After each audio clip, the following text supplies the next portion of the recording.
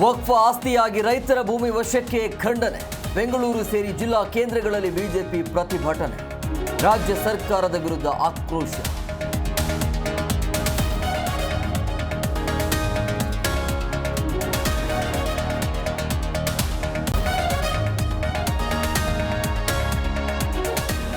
ಬಡವರ ಶಾಪ ರಾಜ್ಯ ಸರ್ಕಾರದ ಮೇಲಿದೆ. ಸಿದ್ದರಾಮಯ್ಯಗೆ ಜನರ ಬಗ್ಗೆ ಕಾಳಜಿ ಇಲ್ಲ. ಬಿವೈಬಿ ಗುಡುಗು. ವಕ್ಫ್ ಕ್ಯಾನ್ಸರ್ ಇದ್ದಂತೆ ಎಂದು ಅಶೋಕ್ ಕಿಡಿ.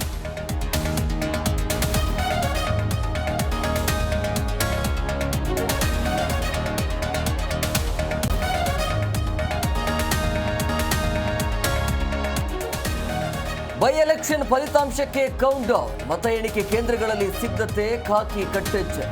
3 ಕ್ಷೇತ್ರಗಳಲ್ಲಿ ಜೋರಾಯಿತು ಬೆಟ್ಟಿಂಗ್ ಭರಾಟೆ.